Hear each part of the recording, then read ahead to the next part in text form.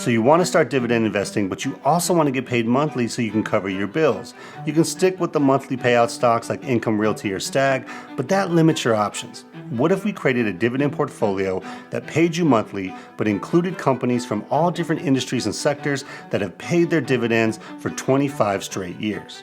Well, that's what we're going to do in this video. Basically, we'll be picking 6 quarterly dividend paying stocks, 2 for each 4-month period, so you're not just dependent on one, and we can add more industries for diversification. All right, got it? Good. Let's get started. So first off, the companies that'll pay us in January, April, July, and October. Number 1, ADP, Automatic Data Processing. ADP is in the industrial sector and the staffing and employment services industry. In terms of what they do, their profile says that they provide cloud-based human capital management solutions, which I think is a very confusing way to say they provide HR capability and they outsource it to companies. But what they're best known for is being the processor of paychecks for a lot of companies. And if you've ever actually looked at your pay stub, you might have noticed that ADP logo up there in the top right corner. And that's one of the cool things about their business. People are going to need to keep receiving those paychecks, and it makes sense for most companies to outsource that functionality to someone who really knows how to do it. And that someone is ADP. Now let's take a look at ADP's dividend summary. So they have a dividend yield of 2.29%. They've had consecutive years of dividend growth at 24 straight years. Now I know I said all these companies would have 25 plus.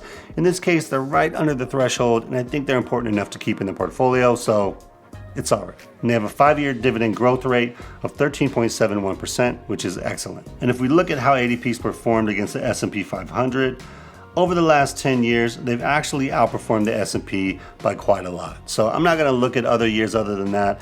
They've already proven that they can do it, and that's great for a dividend portfolio. Number 2, ITW, Illinois Tool Works. Illinois Tool Works is in the industrial sector and the specialty machinery industry. Illinois Tool Works manufactures industrial products and equipment. This varies from metal and plastic parts for cars, to refrigeration and food processing equipment, to arc welding equipment, and a bunch more. And what's cool about this is they have so many different brands across multiple segments of their business that it provides that diversified mix of stuff that helps with stability. So if we look at the dividend info for ITW, they have a dividend yield of 2.15%. They've had consecutive years of dividend growth at 27 years, and their 5-year growth rate is 10.93, which is really good. If we look at their performance against the S&P 500, you can see that total return over the last 10 years, they've actually outperformed and they've done really well. And ITW was one of those ones where I looked at 10 years, I looked at 20 years, I looked at 30 years, and they've outperformed on every single timeline against the S&P, which is amazing performance. And though technically they're both in the industrial sector, they're very different businesses. All right, on to the second group. Now these companies will pay you in February, May, August, and November. Number 1, Procter & Gamble. Procter & Gamble is in the consumer defensive sector in the household and personal products industry. Procter & Gamble creates a bunch of products that you already know and are probably already buying. Brands like Gillette, Cascade, Head & Shoulders, Old Spice, Bounty, Charmin, all Procter & Gamble. And the great part about their business is that these are things that you're going to buy regardless of what the economy is doing because you need them. So if we look at Procter & Gamble's dividend summary, they have a dividend yield of 2.53%. They've had consecutive years of dividend growth at 66 straight years, which is just amazing. They have a 5-year growth rate of 5.73%. So if we look at how Procter & Gamble's fared against the S&P 500 in terms of total return, in the 10 and 20 year, it's underperformed. Now in the 30 year, it's outperformed.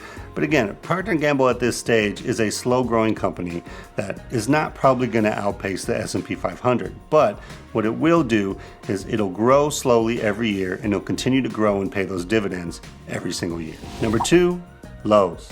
So Lowe's is a consumer cyclical company in the home improvement retail industry. Now Lowe's is one of the 2 major home improvement retail stores in the US, with Home Depot being the other one, and they provide products and services both to retail customers as well as professionals. If we look at the dividend summary for Lowe's, it has a dividend yield of 1.98%, has consecutive years of dividend growth at 59 straight years, which is awesome, and has a 5-year dividend growth rate of 20.69%, which is just astronomical. So Lowe's is a great example of where the dividend yield number doesn't tell the whole story. Even though it seems like it's low, they're growing it at such a rapid pace that over time it does extremely well. And if we look at how Lowe's has performed against the S&P 500 in terms of total return, it proves that out. it's absolutely crushed the S&P on every time frame. And even though Lowe's and Procter & Gamble are consumer product facing businesses, I do think they're different enough and reach different segments that there's not too much overlap. All right, now for the last two. Now these companies will pay you in March, June, September, and December. Number one, Johnson & Johnson. Now, Johnson & Johnson's in the healthcare sector and the drug manufacturer industry. So Johnson & Johnson's a company that you probably already know through their own products, as well as brands like Neutrogena, Aveeno, Benadryl, and Band-Aid. They also create pharmaceutical drugs for prescription use, as well as medical technology used for a variety of different health needs. Now, if we look at the dividend summary for Johnson & Johnson, they have a dividend yield of 2.99%. They've had consecutive years of dividend growth at over 60 years. And they have a 5-year dividend growth rate of 6.02%. So in general, Johnson & Johnson has been extremely consistent with the dividend growth rate that isn't as high as some of the others, but is still pretty solid. Now, if we look at how Johnson & Johnson has performed against the S&P 500 in terms of total return, it's slightly underperformed on the 10 and 20-year time frames. On the 30-year, it's outperformed by quite a bit, but again, I don't know that I would expect it to continue to do that. I think it's at a stage in its life cycle where it's going to continue to grow at a solid pace, but probably won't outpace the S&P 500 in most years. That's just my guess. Number two, Chevron. So they're in the energy sector in the oil and gas industry. Now, Chevron's a well-known oil and gas provider, which means they do exploration, production, and transportation of crude oil and natural gas, as well as refining into petroleum products, which we use for our vehicles and other things. So if we look at the dividend summary for Chevron, has a dividend yield of 3.92%, consecutive years of dividend growth at 35 straight years, and a 5-year dividend growth rate of 5.90%. So overall, pretty solid numbers in terms of yield you get right now, as well as consecutive years of growth and growth percentage. So in terms of how Chevron's performed against the S&P 500 in total return, it's a little bit of a mixed bag. It underperformed in the 10-year, it outperformed in the 20-year, and it's about the same in the 30. But I think the point here is that it is energy, it is oil and gas, so there's going to be some volatility, both just in the cyclical nature of the business, but also with things going on in the world and world events, it can, spike up or drop down a little bit quicker than some of these other stocks. But I do think it's important to have exposure to energy in your portfolio. And regardless of what people think about clean energy and all these things coming, I don't think anything related to oil and gas is going to go away anytime soon. So I still like it as part of the portfolio. So Johnson & Johnson and Chevron really help round out the portfolio by giving us exposure to healthcare and energy sectors. And if we look back at the portfolio overall, you can see that every month is accounted for with 2 dividend-paying companies. The dividend yields, growth, and consistency is pretty good across the board, and the overall performance is good, with some outperforming the S&P over the last 10 years and some underperforming, but overall it gives you good performance with stable dividends that pay you every single month.